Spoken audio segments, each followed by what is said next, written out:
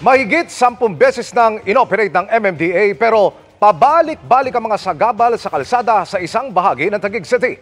Sinata sila para hindi na magpalala sa Christmas traffic pero may ilang umalma. Nakatutok si Marisol Abduraman.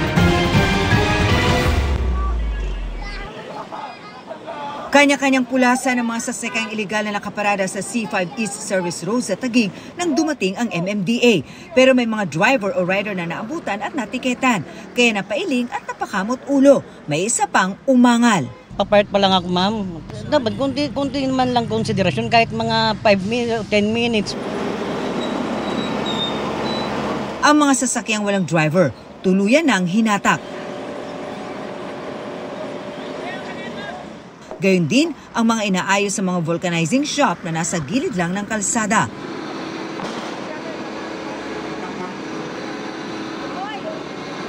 Sinita rin ang mga driver ng mga sasakyan na nagpapaayos lamang dito sa gilid ng kalsada sa East Service Road dito sa may mga vulcanizing shop pero hindi na umaandar ang mga ito kaya hinatak na ng MMDA. Kumaripas naman ng takbo ang motoristang ito nung makitang nasa harap na ng kanyang nakaparadang sasakyan ang mga tauhan ng MMDA. Kumaripas ka sa takbo, mama? Oo, kasi sabi ko, bumili lang ako sa pichi-pichi, mamando ba ngayong binili ko eh. Babayaran ko pa eh. Ma'am, ano po, kasi service road. Yes po, alam bawal ko po pumarada. Ha? Bumili lang po. Opo. So since nandiyan naman yung driver, we just issued them a ticket of attended illegal parking. Baka pwede naman hindi na ako tikitan, sir. Pero kahit anong pakiusap niya, tinuluyan pa rin siya ng MMDA. Sobra na nga sila. Sobra, saglit na nga. Utakbo na nga ako, bumili nga lang ako, tatikitan na agad.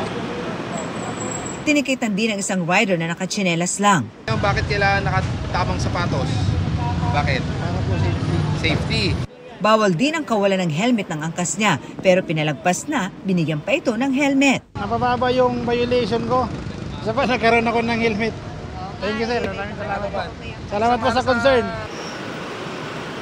Isinakay naman sa truck ang mga tricycle na may lamang kalakal.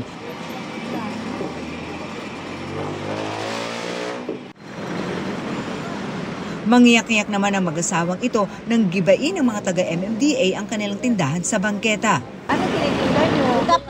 Kape lang. Wala man ako hanap buhay, ma'am. Ito lang naman talaga. Anong pambili ko ng maintenance? Pagkain. Wala nang tatagat sa akin ng trabaho. Matanda na ako. Mahigit 10 beses na raw inoperate ng MMDA itong kahabaan ng East Service Road dito sa C5. Pero paulit-ulit pa rin daw ang violation ng mga motorista dito.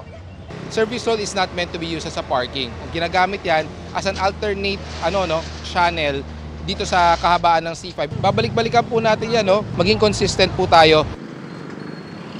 Nagtakbuhan din papalapit sa kanilang mga motorsiklo ang mga rider na ito sa JP Rizal, Makati.